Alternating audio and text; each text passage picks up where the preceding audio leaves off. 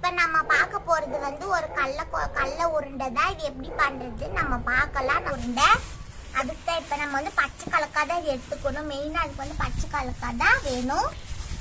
இப்போ நம்ம வந்து இது உஷிக்கலாம். இது வந்து நம்ம அடுப்பு பக்கமே போடுறது தேவையில்ல.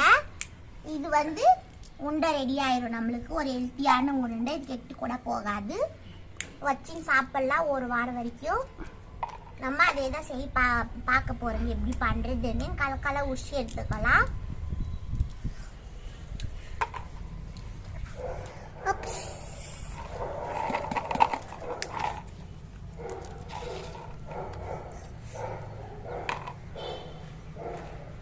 குழந்தைங்களுக்கு கூட கொடுக்கலாம். குழந்தைங்க ஒரு வாரம் வரைக்கும் கெட்டு போகாம இருக்கும். நீங்களும் இதே மாதிரி பண்ணுங்க.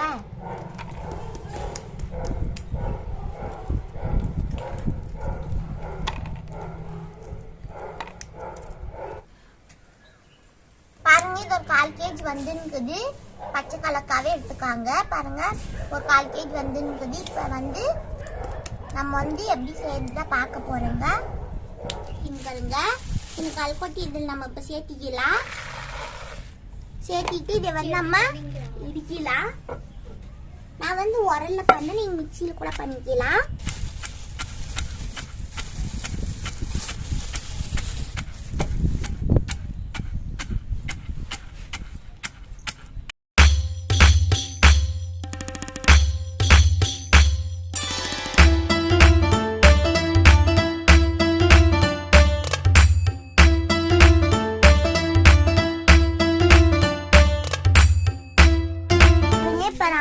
எல்லாமே இடிச்சு ஆயிடுச்சு. நம்ம பச்சை கொலக்கட்டை எடுத்தாதான் இந்த மாதிரி வரும்.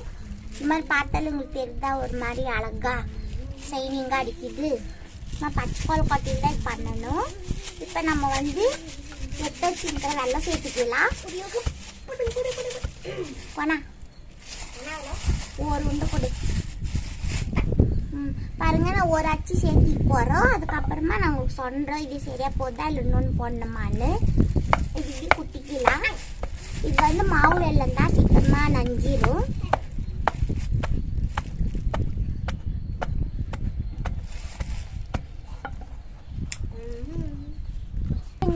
பாருங்க, ஒண்ணு போட்டு அது பத்தலை. இது போட்டுக்கலாம். ரெண்டு அச்சியும் போட்டு நல்லா நசுக்கிக்கலாம்.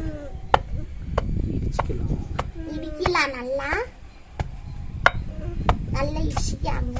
பாருங்க, நம்ம நல்லா இடிச்சாச்சு. இதுக்கு வந்து 1/4 kg பச்சை கடலை கொட்டை, 1/4 kg வந்து வெல்லம் சரி சமமா எடுத்துக்கணும்.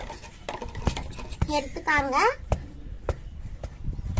பாருங்க, நல்லா இடிச்சாச்சு. இப்போ நம்ம உண்டை பிடிக்கலாம். இது ஒரு ஹெல்த்தியான ஸ்நாக்ஸு. சின்னவங்கலேருந்து பெரியவங்க வந்து யார் வேணாலும் சாப்பிடலாம். ஒரு ஹெல்த்தியான ஸ்நாக்ஸு.